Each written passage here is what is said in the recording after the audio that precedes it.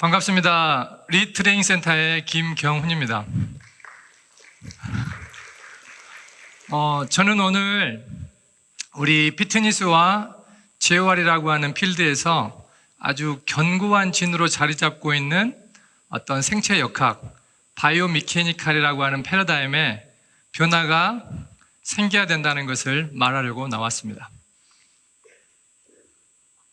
자, 고객이 우리를 찾아오는 이유는 상당히 많은 이유가 있는데요. 이것들을 좀 간략하게 우리가 분류를 해보자면, 먼저 어떤 통증의 문제를 해결하기 위해서 오시는 분들, 그리고 또한 자세를 교정하기 위해서 오시는 분들, 그리고 어떤 신체 조성의 문제인 어떤 다이어트라고 하는 부분, 체력을 향상시키려고 하는 부분, 그리고 퍼포먼스를 끌어올리려고 하는 부분, 그리고 부상을 예방하기 위한 이러한 카테고리로 이야기를 할 수가 있는데요.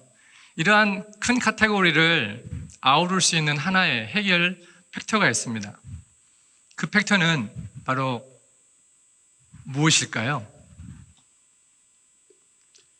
우리에게 온 회원들에게, 우리에게 온 고객들에게 얼마나 더 좋은 움직임을 만들어 드릴 수 있느냐가 앞에서 말한 그 카테고리를 해결할 수 있는 큰 요소라고 할 수 있습니다.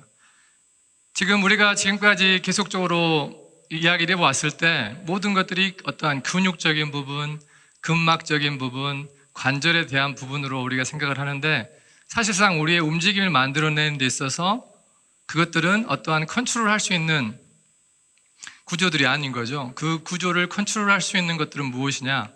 바로 이 브레인이라고 하는 영역이 있습니다. 아직까지 우리 운동을 가르치는 필드에서 이 브레인이라고 하는 뉴로 쪽에 대한 부분들은 아직 상당히 저희 나라에서는 황무지인 것 같습니다. 다른 필드에서는 브레인에 대한 이야기를 하고 있지만, 아직 운동이라고 하는 우리 필드는 이 견고한 진 덕분인지 몰라도 스쿼트를 할 때 어떠한 자세로 해야 한다, 이것은 이렇게 해야 된다라고 하는 어떠한 특화된 어떠한 프로토콜이 있는데, 사실은 그게 전혀 많은 사람들에게 어울리지 않는 프로토콜이라고 하는 거죠. 각자가 서로 다 다른 손금을 가지듯이 각자가 다 다른 뉴로 시스템을 가지고 있어서 어떠한 것들을 이거다라고 말할 수가 없습니다. 이 회원에게는 이게 맞다, 좋다는 판단할 수 있지만 이것이 맞다라고 할 수 있는 건 아니라는 거죠. 그래서 우리가 어떠한 움직임의 5가지에 대한 카테고리를 해결하기 위해서 이 좋은 움직임을 만들어야 한다고 하는데, 이 좋은 움직임을 만들기 위해서 우리는 먼저 생각해야 될 목표가 바로 효율이라고 하는 겁니다. 어떻게 하면 효율을 높일 수 있을 것이냐? 효율을 우리가 공식적으로 이야기한다면, 어떠한 입력이라고 하는 것을 가지고 이야기를 할 때 아웃풋이 나오는 것을 보고 효율이라고 하는데, 100이라고 하는 입력을 넣었을 때 아웃풋이 70이라고 하면 효율이 70%가 되겠죠. 그래서 결국은 좋은 움직임을 만들어낸다고 하는 것은 효율을 얼마나 끌어올릴 수 있느냐. 근데 그 효율을 끌어올릴 수 있는 그것을 생각할 때 우리는 바로 이 브레인이라고 하는, 뇌라고 하는 영역을 생각하지 않고서는 이야기할 수 없다는 겁니다. 어느 누구도 지금까지 뇌에 대한 부분들을 이야기하지 않고 있는 것 같습니다. 그래서 이 브레인이라고 하는 부분에서 100이라고 하는 게 들어가는데, 내 브레인의 기능이 떨어진다면 그 떨어진 것만큼 손실이 되고 출력이 되겠다고 하는 거죠. 지금 우리가 장시간 여기 앉아 계셨죠? 상당히 춥죠? 추우니까 자세가 어떻게 되든가요? 움츠려들죠. 근육이 짧아져가지고 이렇게 움츠려든 건 아니시잖아요. 그죠? 그래서 우리가 만들어내는 많은 움직임과 자세들은 어떠한 근육이라든가 근막이라든가 관절 부분이 아닌 우리 뇌에서 어떠한 자극이 들어오는 것들을 보고 판단해서 결정해서 그런 아웃풋을 만들어낸다는 겁니다. 그래서 지금 제가 계속적으로 이야기하고 있는 부분에서 우리가 앞으로의 모든 패러다임을 어떠한 바이오미케닉적인 부분이 아닌 바이오미케닉을 포함한 어떤 뉴로적인 부분이 함께 연동이 되어서 갔을 때 우리가 있는 필드에 있는 것들이 훨씬 더 전문가의 대열, 그리고 우리가 회원들한테 했었을 때 훨씬 더 좋은 결과를 만들어낼 수 있는 패러다임이지 않을까 생각이 됩니다. 효율을 계속적으로 이야기를 하는데요. 효율에 대한 정의를 이야기하자면 공식적으로는 이렇게 됩니다. 하지만 저희 필드에서 이야기를 할 때, 저는 선수 트레이너입니다. 저희 필드에서 이야기를 할 때 어떤 게 효율에 대한 정의냐? 그러면 어떠한 임무를 시켰을 때 그 임무를 얼마나 정확하게, 그리고 정확한 타이밍에 정확한 에너지를 가지고 할 수 있냐를 가지고 우리는 이 선수가 효율이 좋다, 안 좋다라고 판단할 수 있습니다. 이 친구가 아무리 근력이 좋아요, 파워가 좋아요. 스트레칭 능력이 좋아요. 하지만 제가 앞에서 말했던 정확한 타이밍에 할 수 없다면, 그것들을 정확하게 할 수 없다면, 그리고 거기에 필요한 에너지로 할 수 없다면 이것들은 효율이 좋은 게 아니죠. 그 효율이 좋지 않다는 것은 결국 어떤 걸로 연결이 되냐면 부상이라고 하는 부분, 움직임의 기능에 대한 부분이 떨어지게 되고 우리 몸에서 안 좋은 모든 부분들, 약함, 뻣뻣함이 다 나온다고 하는 거죠. 비단 예로 우리가 공을 던진다고 이렇게 했었을 때 이 던지는 것들이 단순하게 근육과 관절과 근막과 이런 쪽의 것으로만 생각이 되시나요? 이 던진다라고 하는 것, 또 배구 선수가 올라가서 공을 때린다고 했었을 때 이게 파워가 좋으면 잘 때릴까요? 한번 생각해 보십시오. 우리가 지금까지 생각했던 바이오 미케니컬 접근, 허리가 아프면 허리 부분에 이완, 폼롤러를 가지고 이완을 하고 그 부분에 스트레칭을 하고 그 부분을 강화시키고 그 부분을 통합시키면 허리가 낫는다고 하는데 과연 그 허리의 문제가 그걸로 해결될까요? 되는 분도 있을 겁니다. 하지만 대다수 안 되는 분들이 많이 있으실 겁니다. 된다 하더라도 시간이 많이 걸리실 겁니다. 왜냐하면 지금까지 우리가 놓치고 있었던 부분이 바로 이 브레인이라고 하는 영역인 거죠. 제가 여기서 이렇게 꽝! 이러면 어떠셨어요? 놀라셨죠? 어떤 자극을 제가 드린 거죠? 소리라고 하는 큰 자극을 주면서 그 자극을 어떻게 들은 거예요? 귀로 들었죠. 그 순간적으로 놀랬다라고 하는 그 자극이 내 뇌에서 판단을 하는 거죠. 순간적으로 뭔가 위험한 자극이 들어왔다니까 어떻게 돼요? 지금 심장이 콩닥콩닥 뛰시는 분도 있으실 겁니다. 그러시죠? 그래서 우리 신체에서 나오는 많은 움직임들이 우리가 기존에만 계속적으로 배워왔던 바이오 미케니컬 쪽으로 한번 본다면 무언가 한계가 있다라고 하는 겁니다. 죄송합니다. 놀라게 해드려서. 자, 보시는 것처럼 두 테니스 선수가 있죠. 아마추어와 엘리트 선수가 있죠. 위에 있는 선수는 효율이 좋은 것 같아요? 안 좋은 것 같아요? 위에 있는 선수 사실 좋아 보이지는 않습니다. 제가 드렸던 이미지가 좀 저작권이 있어서 그런지 바꿨는데 사실은 마이클 페데로의 그 멋진 백스윙, 백핸드에 대한 그림이었었는데 보시면 위에 그 부분은 효율이 좋은 것 같나? 밑에가 효율이 좋은 것 같나? 둘 중에 어떤 게 효율이 좋은 것 같으세요? 당연히 위에가 더 낫겠다고 생각하는 거죠. 그러면 효율이 좋다는 걸 어떻게 하는 거예요? 밑에 사람이 힘이 더 좋을 수도 있고 관절이 더 좋을 수도 있고 근막이 더 좋을 수도 있는데 어떻게 하냐는 거죠. 결국 효율이라고 하는 것은 얼마나 그 움직임이 부드럽고 이 물 흐르듯이 잘 갈 수 있느냐를 본다는 거죠. 부드럽고 정확하고. 그래서 우리가 앞으로 우리 필드, 운동이라고 하는 매개체를 가지고 하는 우리 필드에서는 이러한 효율이라고 하는 부분, 그래서 이 효율이라고 하는 걸 생각했었을 때 우리 브레인에 대한 영역을 생각하지 않으면 안 된다라고 하는 이야기를 하고 있는 겁니다.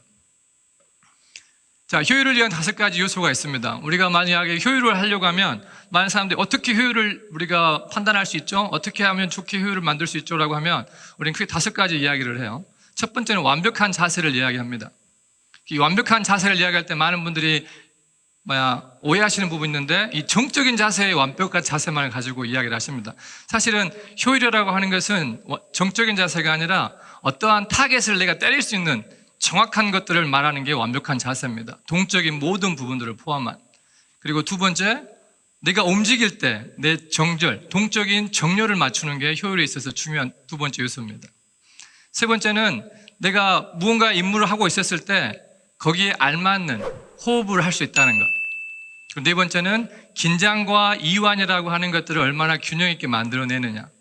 그리고 5번째, 이 리듬과 타이밍을 얼마나 이 친구가 잘 하느냐를 보고 이 친구가 효율이 좋다 안 좋다라고 판단하는 겁니다. 그래서 좋은 움직임을 만들기 위해서는 바로 이 5가지에 대한 부분들을 우리 트레이닝 요소에 집어넣어야 한다는 거죠. 근데 어느 누구도 이러한 부분들의 것들을 가지고 말은 하지만 실질적으로 이게 적용하는 부분들을 많이 보지는 못한 것 같습니다. 왜냐하면 지금까지 우리 필드에서 이 브레인이라고 하는 영역은 터부시되고 혹은 몰라서 우리 교수님들과 많은 선배들로부터 내려오는 이것들이 바이오 미케니컬적인 어떤 근육 생리학적인 이런 부분들로 한계가 지어져 있었기 때문에 아마 그랬을 거라고 판단이 됩니다. 지금부터는 우리가 보는 시야가 단순하게 바이오 미케니컬적 것이 아니라 이 전체를 볼 수 있는 하나의 시스템, 우리 몸에 있는 모든 시스템. 그냥 이야기를 한번 해볼게요. 내 몸에 심장이 안 좋으면 어떻게 될까요? 팔을 들어 올리는데 오른쪽에 50견이 걸리신 분이 와요. 이분에게 50견에 관련된 많은 트레이닝과 재활을 통해서 올리려고 하는데 이 50견의 원인이 과연 근육의 문제일까요? 관절의 문제일까요? 쓰지 않는 것의 문제일까요? 신기하게도 우리 뇌는 이 사지를 통해서 우리 몸통이라고 하는 부분들을 보호합니다. 왜? 이게 없으면 죽기 때문에. 우리 뇌라고 하는 것의 첫 번째 역할은 생존이라고 하는 부분입니다. 생존이 되지 않으면 그 다음 것은 절대로 허락하지 않습니다. 그래서 간이 안 좋아요. 간이 안 좋으면 어떻게 될까요? 간의 장령이 땡겨지겠죠. 그럼 어떻게 될까요? 그것이 내 팔을 못 올라가게 만드는 겁니다. 심장이 안 좋아요. 그럼 어떻게 될까요? 심장을 보호하기 위해서 팔을 못 올리게 한다는 거죠. 무슨 이상한 소리 하느냐라고 생각하시겠지만 우리 시스템이 그렇답니다. 우리 신체에는 11가지 시스템이 있죠.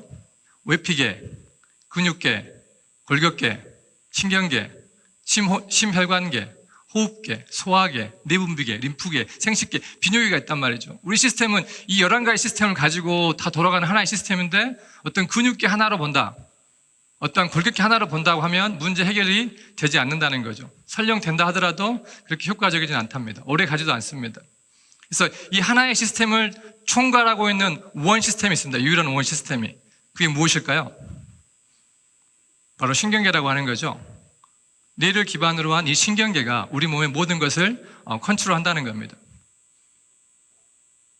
다시 한번 말씀드리고 싶은 것은 우리가 지금 봤던 패러다임, 우리가 가지고 있던 생각의 틀과 사고의 방식을 이제는 어떤 하나의 바이오미케닉적인 접근이 아닌 뉴로를 포함한 바이오미케니카를 보는 생각을 하셔야 될 거라고 생각이 됩니다.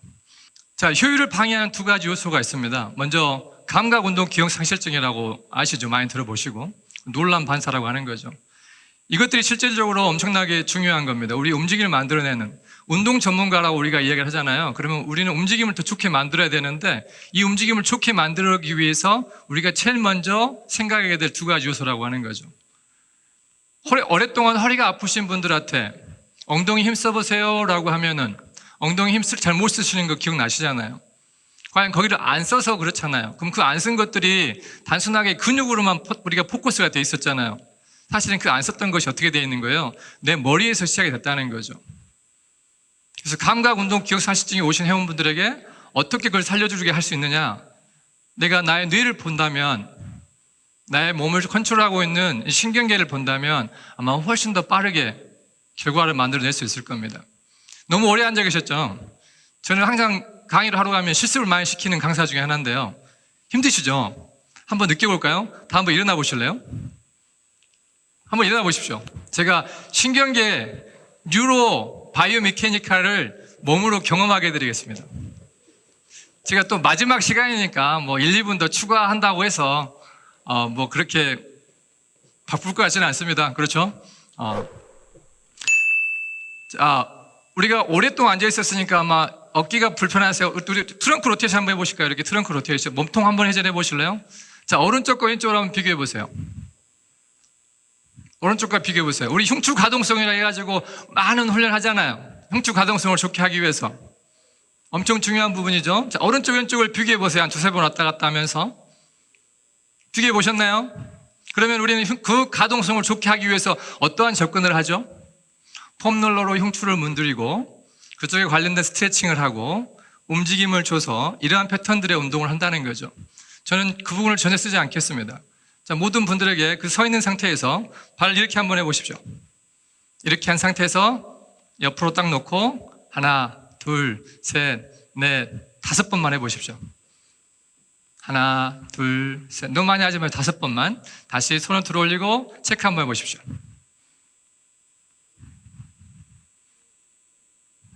어떤 변화가 있으신가요? 네, 네라고 나온 사람들 변화가 있었어요. 아니요, 선생님, 저는요, 변화가 없어요. 아니요, 선생님, 저는 이거 하니까 더 나빠졌어요. 제가 말하고 싶은 포인트는 뭐냐면, 사람마다 가지고 있던 신경계 체계가 다 다르다는 겁니다. 그래서 내가 똑같은 이 운동을 줬다 하더라도 반응하는 사람의 이게 다르기 때문에 달라진다는 거죠. 그래서 그룹 엑서사이즈는 실질적으로 상당히 회원들을 좋게 만들기 어려운 시스템입니다. 왜? 이 사람은 통증이 팔꿈치에 있지만 내 머리에서 발달할 때는 나의 축두엽에 문제가 있고 나의 손에 문제가 있어요. 어떤 사람은 팔꿈치에 문제가 있지만 나의 전두부에 문제가 있고 나의 전정기관에 문제가 있어요. 그렇다고 하면 달라지는 거죠. 이번에 금방 효과 없었던 분이 계신가요? 사실은 이쪽으로 다 올리셔가지고 제가 다 경험을 해드리고 싶은데 그런 건 안 될 것 같고요. 자, 금방 이걸 했었을 때 안 되신 분 있죠? 그러면 이번엔 두 번째 시도하겠습니다. 흉추는 전혀 건들지 않습니다. 저는 지금 뭘 하고 있냐면 뉴로바이오 미케닉이 얼마나 파워풀한가를 지금 보여드리는 겁니다. 얼마나 짧은 시간에 우리가 그동안 제한되고 안 됐던 것들을 해결할 수 있느냐. 자, 손을 잡습니다. 플렉션, 굴곡, 돌리고, 익스텐션, 돌리고, 굴곡, 돌리고. 되셨나요? 할 수 있겠습니까? 하나, 둘, 셋, 넷, 다섯. 다시 놓고 체크.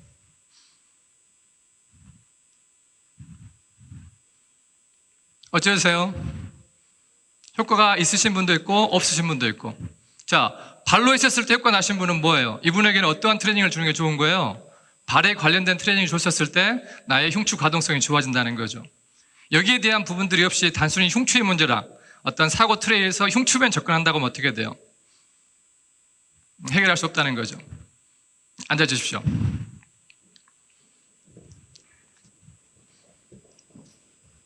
그래서 좋은 움직임을 만들기 위해서는 우리는 어떻게 해야 된다?